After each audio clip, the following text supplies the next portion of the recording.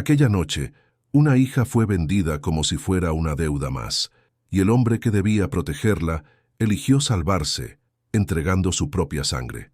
La luna llena bañaba los campos secos de Castilla, mientras el viento de octubre cortaba la piel como una sentencia. Las casas dormían, las ventanas estaban cerradas, y solo el crujido de los árboles rompía el silencio. El aire olía a tierra fría, a vino rancio y a miedo. Cada paso en aquel camino parecía más pesado que el anterior. Elena aún no sabía a dónde la llevaban, pero sabía que no volvería siendo la misma, porque cuando las deudas se pagan con cuerpos, no existen elecciones, solo precios. Esa noche se sellaría un pacto invisible. Un padre perdería el alma, y una joven descubriría que el destino puede ser cruel antes de transformarlo todo, y todo comenzaría en el instante en que ella quedara sola, atada, esperando, sin saber si llegaría primero el monstruo o el giro que nadie se atrevería a imaginar. Si te gustan las historias de época llenas de dramas, secretos y destinos imposibles, suscríbete ahora al canal. Aquí, cada historia comienza en la oscuridad y nunca termina como imaginas. En la Castilla profunda, donde el trigo maduraba bajo cielos infinitos y las deudas se cobraban con sangre, Elena Robledo Serrano aprendió que el amor de un padre tenía precio. 20 años. Cabello oscuro trenzado severamente. Manos callosas de mantener sola una casa que se desmoronaba como la dignidad de su familia. Su madre había muerto 3 años atrás, llevándose consigo la última luz de ese hogar. Don Mateo Robledo, en lugar de llorar como hombre decente, se ahogó en vino y cartas. El comercio de tejidos se derrumbó, las tierras se perdieron en apuestas, las deudas crecieron como maleza venenosa. Elena lo vio todo. Los acreedores cada vez más amenazantes, las noches en que su padre regresaba borracho llorando, las habitaciones vacías donde habían vendido hasta los muebles. Intentó trabajar, cosía para vecinas, lavaba ropa, vendía las últimas joyas de su madre. Nunca era suficiente, y entre los acreedores, el más peligroso, Eusebio Calderón. Eusebio Calderón no era simplemente rico, era intocable, 52 años.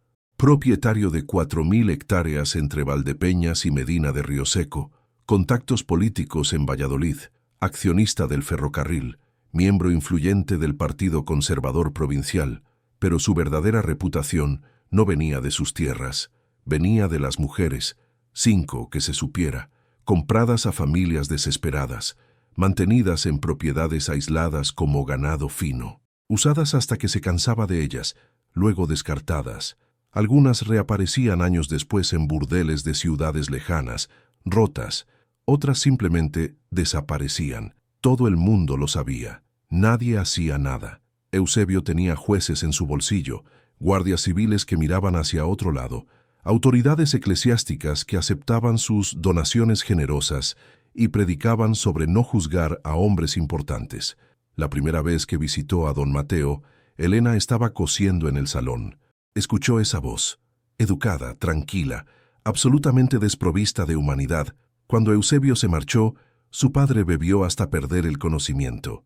Elena sabía, sin que nadie se lo dijera, que algo terrible se acercaba. Agosto de 1895. Don Mateo perdió las últimas tierras en una sola noche de cartas contra hombres que sabían exactamente cómo manipular a un borracho desesperado.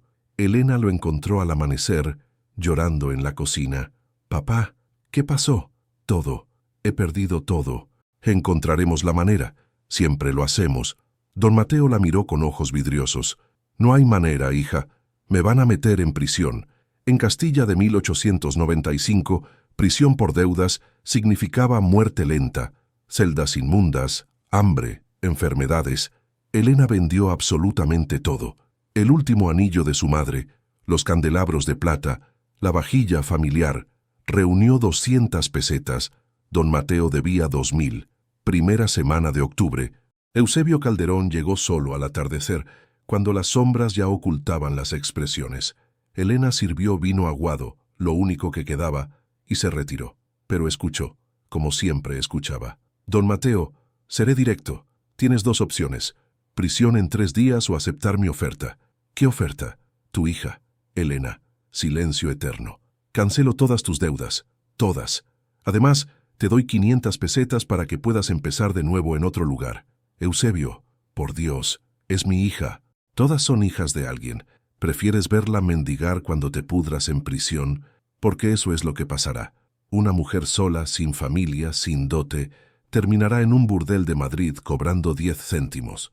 Pausa calculada. Al menos conmigo tendrá techo, comida, ropa. Vivirá mejor que ahora. ¿Como esposa? Eusebio rió suavemente. Don Mateo, por favor. Hombres como yo no nos casamos con hijas de comerciantes arruinados, pero la trataré adecuadamente. No puedo. Ella es lo único que me queda. Tienes hasta el 9 de octubre. Ese día enviaré a mis hombres al Robledal Viejo a las 11 de la noche. Si ella está allí, tus deudas quedan saldadas. Si no, bueno, los guardias vendrán a buscarte al amanecer del día 10. Eusebio se levantó, dejando sobre la mesa un anticipo, 50 pesetas en monedas de plata. Para que veas que soy hombre de palabra. Cuando se marchó, Elena salió de su escondite. Don Mateo no la miró. Ya había tomado la decisión. Don Mateo no le dijo nada a Elena durante 6 días. Bebía, lloraba, evitaba sus ojos. Elena sabía que algo iba a pasar. Consideró huir, pero ¿a dónde? Una mujer sola sin dinero no duraría 2 días en los caminos. La noche del 9 de octubre, su padre la despertó después de las 10. Vístete, debemos salir. ¿A dónde? Hay un asunto urgente. No hagas preguntas. Elena sintió hielo en las venas, pero obedeció. Salieron de Valdepeñas bajo luna llena. Caminaron por el sendero que llevaba al norte, hacia el bosque conocido como el Robledal Viejo. Padre, ¿por qué vamos al Robledal? Nadie va allí de noche. Cállate y camina. El miedo se transformó en terror cuando vio luces entre los árboles. 2 hombres armados esperaban junto a un viejo roble. Padre. Elena intentó correr. Don Mateo la agarró con fuerza sorprendente. Perdóname, Elena, perdóname, pero no hay otra manera. Los hombres la arrastraron hacia el árbol. Elena luchó, gritó, suplicó. La ataron con cuerdas profesionales, nudos que apretaban más cuando forcejeaba, sus muñecas contra la corteza áspera, el frío de octubre cortando la piel. «Papá, por favor, no me dejes aquí». Uno de los hombres entregó a don Mateo una bolsa de monedas, 500 pesetas, el precio de su hija. Don Mateo la tomó sin mirar, se dio vuelta, caminó hacia la oscuridad sin mirar atrás. Elena gritó hasta que la voz se le quebró, lloró hasta que no le quedaron lágrimas. Suplicó a Dios, a la Virgen, a cualquiera. Nadie respondió, solo el viento helado y el silencio indiferente del bosque. Los guardias no la tocaron. Se sentaron a distancia, fumando, esperando a que el miedo la rompiera completamente antes de que llegara su amo. Tomás Iriarte cabalgaba desde su propiedad hacia Medina de Río Seco para entregar ganado al mercado matutino. 42 años.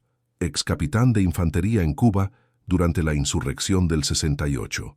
Regresó a España en 1878 con medallas que nunca usaba y cicatrices que nunca mostraba.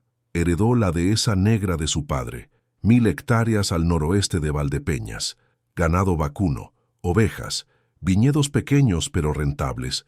Vivía solo exceptuando 6 hombres que trabajaban permanentemente: Severino, capataz, Julio y Bernardo, pastores, Vicente, encargado de caballos, Rodrigo, viñedos, y Matías, mantenimiento general, todos ex-soldados, todos leales hasta la muerte. Tomás era conocido en toda la provincia como hombre justo, pero implacable. Pagaba salarios decentes, protegía a su gente, no toleraba abusos en sus tierras. También era conocido como alguien que nadie, absolutamente nadie, se atrevía a desafiar. Eximio tirador, luchador brutal, estratega militar entrenado. Esa noche decidió tomar el atajo por el borde del Robledal Viejo para ahorrar 2 horas. Fue entonces cuando escuchó los gemidos. Tomás desmontó en silencio absoluto. Años de guerra le habían enseñado a moverse como sombra. Encontró a Elena atada al roble, exhausta, aterrorizada, pero viva. Evaluó la situación en segundos. 2 guardias armados, emboscada clara, víctima inocente. Sacó la faca de monte y se acercó. «No hagas ruido, voy a liberarte». Elena levantó la cabeza. Vio ojos oscuros que no mentían. Tomás comenzó a cortar las cuerdas.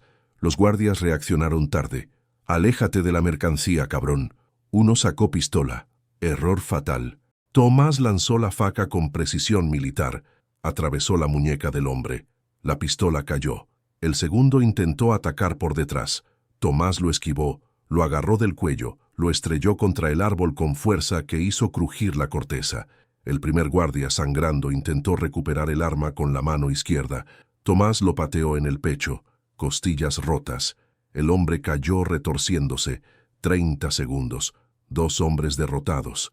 Tomás recogió la pistola, apuntó a ambos. ¿Para quién trabajan? Eusebio Calderón. Y cuando se entere de esto, díganle que Tomás Iriarte tiene lo que él cree que compró y que si la quiere, puede venir personalmente a la dehesa negra. Los ojos del hombre se agrandaron al escuchar el nombre.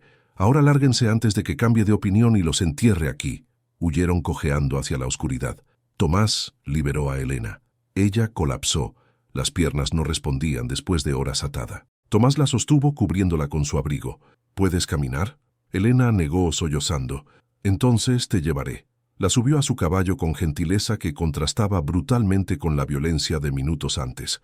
Cabalgaron en silencio durante 1 hora hacia la dehesa negra. Elena se aferró al brazo de Tomás, todavía esperando despertar y descubrir que esto también era pesadilla. Pero cuando llegaron, casa señorial de piedra rodeada de establos y corrales, y Tomás la bajó con la misma gentileza, Elena comenzó a creer que tal vez, solo tal vez, Dios aún la escuchaba. Tomás llevó a Elena a la cocina de la casa principal. Encendió fuego, calentó agua, buscó mantas limpias y ropa de mujer que había pertenecido a su madre. «Come esto, luego dormirás».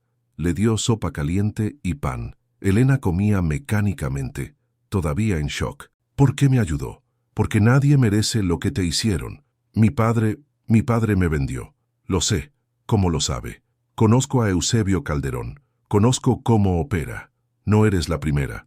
Va a venir por mí». Tomás la miró fijamente. «Que venga». La absoluta certeza en su voz hizo que Elena finalmente se permitiera llorar de alivio. Al día siguiente, Tomás le explicó la situación. «Puedes quedarte aquí todo el tiempo que necesites. Nadie te tocará. Nadie te exigirá nada. Tienes mi palabra». «¿Y qué espera de mí?» «Nada. Cuando te sientas lista para decidir qué hacer con tu vida, lo haremos. Hasta entonces, estás bajo mi protección». «Pero Eusebio tendrá que pasar sobre mí y mis hombres, y te garantizo que no está dispuesto a eso». Elena asintió sin saber si creerle completamente. Tomás le asignó habitación en el segundo piso, limpia, simple, con llave en la puerta. «Cierra por dentro si te hace sentir más segura». Esa noche, Elena cerró la puerta con llave y durmió con un cuchillo bajo la almohada. Nadie intentó entrar. Elena apenas salió de su habitación durante 5 días. Comía lo que le dejaban en la puerta. Dormía demasiado, porque el sueño era el único escape. Tenía pesadillas cada noche, su padre entregándola, las cuerdas apretando, las manos de desconocidos arrastrándola. Despertaba gritando. La 6ª mañana reunió coraje para bajar a la cocina. Encontró a Tomás preparando café. «¿Dormiste mejor?» «No. Mejorará. Con tiempo». No era consuelo vacío. Era declaración de hecho de alguien que conocía trauma. «¿Usted también tiene pesadillas?» Tomás no respondió inmediatamente. Sirvió café en 2 tazas. Todos los días. Desde Cuba. Fue la primera vez que Elena vio humanidad vulnerable en él. 7º día después del rescate. Mensajeros de Eusebio llegaron a las puertas de la dehesa negra. Severino los recibió con rifle al hombro. «Digan lo que tengan que decir». Entregaron carta sellada dirigida a Tomás. La carta era breve. «Iriarte, tienes algo que me pertenece legalmente. Tengo contrato firmado por su padre. Devuélvela o enfrentarás consecuencias legales y de otro tipo. S.» Tomás quemó la carta en la chimenea frente a los mensajeros. «Díganle a Calderón que su contrato es nulo. No se puede vender a una persona, y que si vuelve a enviar amenazas, responderé personalmente».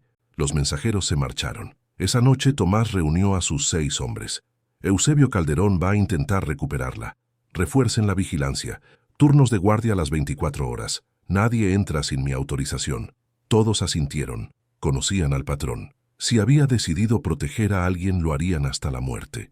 9º día. Don Mateo apareció borracho, desesperado, en las puertas de la dehesa negra. «¡Iriarte! ¡Devuélveme a mi hija!». Tomás salió personalmente. Elena observaba desde la ventana del segundo piso, el corazón acelerado con mezcla de miedo y odio. Su hija es mayor de edad. Está aquí por decisión propia. «Mentira. La secuestraste. La encontré atada a un árbol». «¿Quién la puso allí, don Mateo?». Silencio culpable. «Eusebio me matará si no la devuelvo». «No entiendes. Me matará. Debiste pensarlo antes de venderla como si fuera ganado». Estaba desesperado. «Y ella es tu hija. Ahora vete de mis tierras antes de que te saque a golpes». Don Mateo gritó hacia la casa.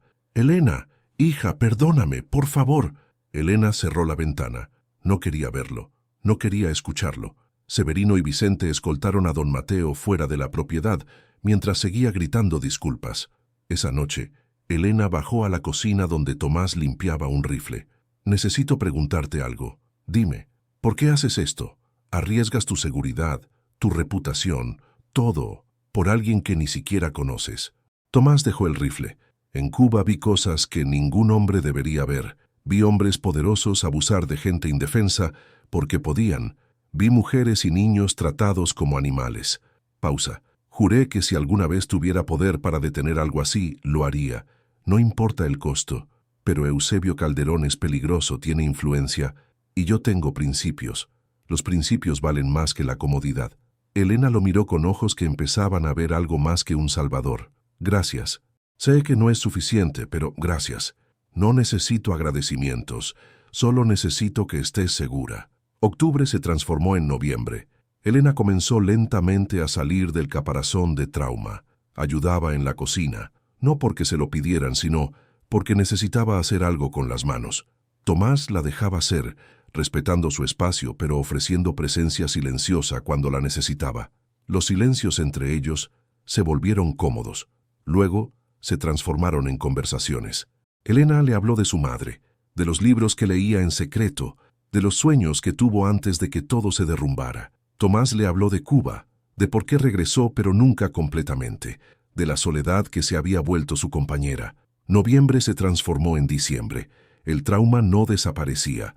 Elena tenía noches malas donde despertaba gritando, días donde no podía salir de la habitación, pero también tenía días buenos, días donde sonreía genuinamente, días donde se sentía casi humana. Y en esos días notaba cómo la miraba Tomás. No con lujuria, con respeto, con algo más profundo. Primera semana de diciembre, antes del amanecer. Eusebio Calderón hizo su jugada. No vino personalmente. Envió 15 hombres armados, la mayoría mercenarios contratados de Valladolid. Esperaban sorprender. No esperaban que la dehesa negra tuviera vigilancia militar permanente. Severino dio la alarma a las 5 de la mañana. Los 6 hombres de Tomás se atrincheraron en posiciones estratégicas que habían preparado semanas atrás. Tomás había aprendido en Cuba. La guerra no se improvisa. El tiroteo comenzó cuando los atacantes intentaron rodear la casa principal. 15 minutos de fuego cruzado. 4 atacantes cayeron heridos.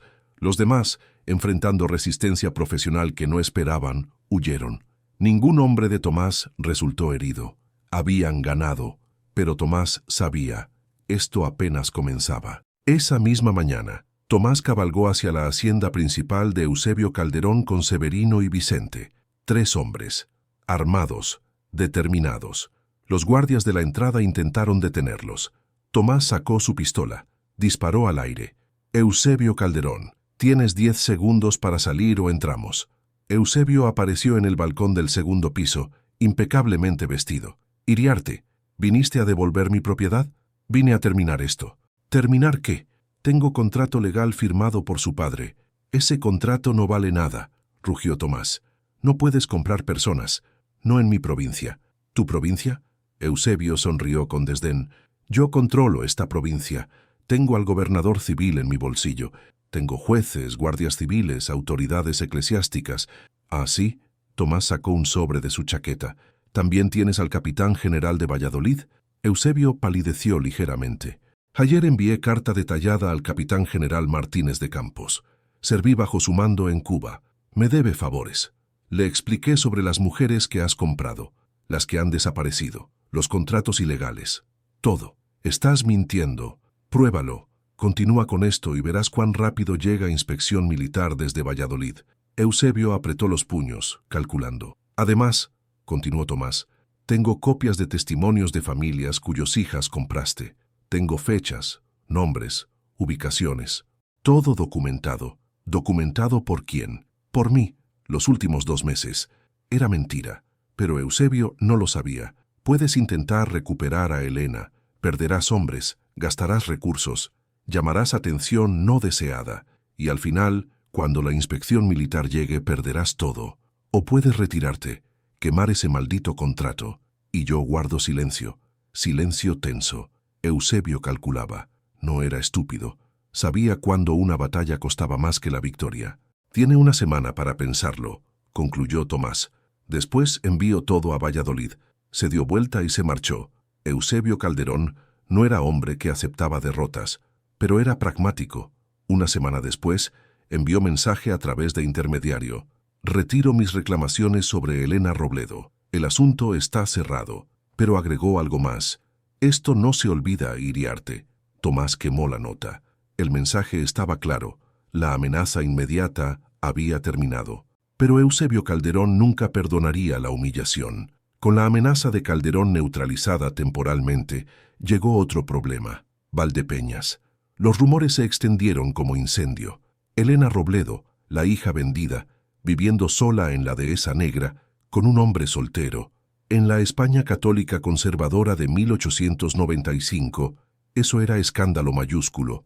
El párroco de Valdepeñas, don Hilario Montesinos, visitó la Dehesa Negra. Don Tomás, la situación con la señorita Robledo es inapropiada. ¿Inapropiada cómo, padre? Una mujer soltera viviendo bajo el mismo techo que un hombre soltero, sin carabina, sin familiar. La gente habla. La gente siempre habla. Su reputación está en juego, y la de ella, destruida. Su reputación fue destruida cuando su padre la vendió. Yo solo le doy refugio. Entiendo su caridad, pero debe haber una solución más apropiada. Tal vez un convento o familia de la villa que pueda acogerla con decencia. No, la firmeza de Tomás sorprendió al sacerdote. Ella se queda aquí mientras lo desee. Si a la gente le molesta es su problema. El párroco suspiró. Entonces, al menos considere el matrimonio. Legitimaría la situación, restauraría su honor. Cuando Elena esté lista para decidir sobre su futuro, será su decisión, no mía, no de la villa, suya. El padre Montesinos se marchó insatisfecho. Diciembre trajo nieve a la llanura castellana. La Dehesa Negra quedó parcialmente aislada durante semanas. Elena y Tomás pasaban las noches junto al fuego. Ella le enseñó a cocinar guisos que su madre preparaba. Él le enseñó a montar a caballo correctamente, pero no todo era paz. Elena tenía recaídas, días donde el trauma regresaba con fuerza brutal, pesadillas donde su padre la ataba al árbol una y otra vez. Una noche de enero, Tomás la encontró en la cocina a las 3 de la madrugada llorando. No puedo dormir. Cada vez que cierro los ojos, lo sé. ¿Cuándo pasa? ¿Cuándo deja de doler? Tomás se sentó frente a ella. No lo sé, yo todavía sueño con Cuba. Han pasado 17 años. Entonces nunca termina. No, pero duele menos. Con tiempo, con gente que te entiende. Extendió la mano. Elena la tomó. Finales de enero de 1896. Elena cumplió 21 años en silencio. Nadie lo celebró. Pero esa noche bajó a la cocina donde Tomás leía. Necesito decirte algo. Dime, ¿podría irme ahora, con Eusebio retirado? Podría empezar de nuevo en otra ciudad. Podrías, pero no quiero. Tomás cerró el libro, dándole atención completa. Quiero quedarme aquí, contigo, si me lo permites. Elena, no quiero que te sientas obligada por gratitud. No es gratitud. Se acercó, mirándolo directamente. Es elección. Por primera vez en mi vida puedo elegir. Nadie me obliga. Nadie me compra. Nadie decide por mí. Y te elijo a ti. Tomás buscó en sus ojos cualquier señal de duda, miedo, obligación. Solo encontró certeza. ¿Estás completamente segura? Nunca he estado más segura de nada. Tomás extendió la mano. Elena la tomó, pero quedaba un obstáculo enorme. La ley. En España de 1896, mujeres menores de 25 años necesitaban autorización paterna para casarse.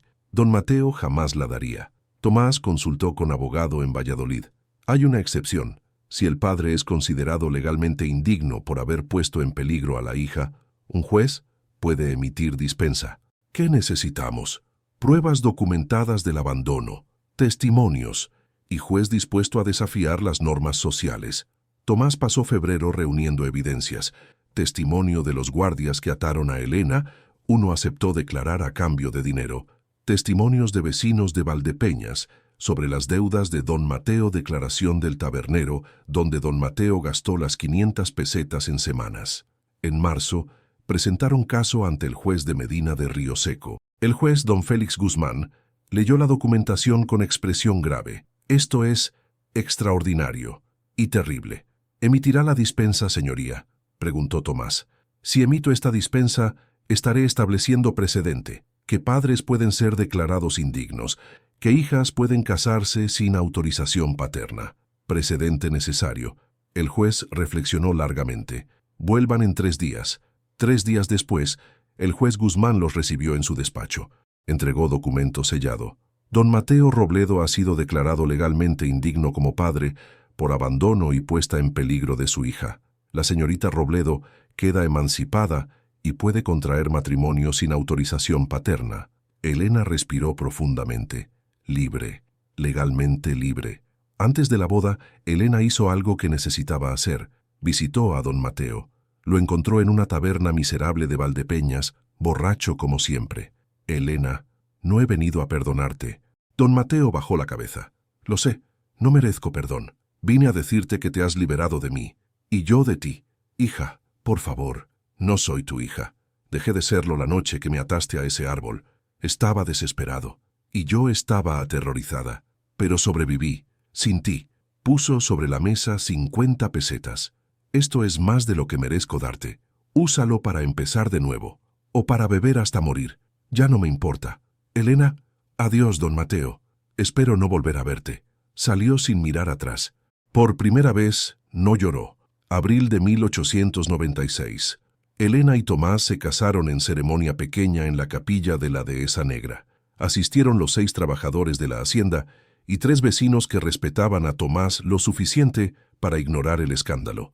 El padre Montesinos ofició la ceremonia con desaprobación apenas oculta.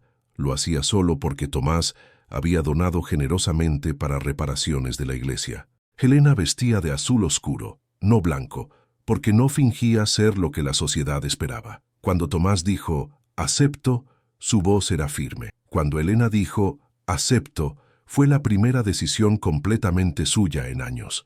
Elena y Tomás vivieron en la Dehesa Negra durante 43 años. Tuvieron 3 hijos, María, Javier y Carmen. La hacienda prosperó bajo su administración conjunta. Elena demostró talento para las finanzas que sorprendió a todos menos a Tomás. Eusebio Calderón nunca atacó directamente, pero durante años sembró rumores, bloqueó contratos comerciales, hizo la vida de los Iriarte más difícil de maneras sutiles. En 1903 fue encontrado muerto en una de sus propiedades. Causas nunca del todo claras. Tomás estaba en Valladolid ese día, con testigos. Don Mateo Robledo murió en 1899 de cirrosis hepática. Estaba solo. Elena no asistió al funeral. El viejo roble en el Robledal Viejo permaneció allí durante décadas más. Hasta que en 1920, Elena pidió a sus hijos que lo cortaran. No quiero que esa cosa exista más. Lo convirtieron en leña. Elena la quemó personalmente en la chimenea de la Dehesa Negra. Mientras ardía, Tomás la abrazó. ¿Te sientes mejor? No lo sé, pero se terminó, finalmente.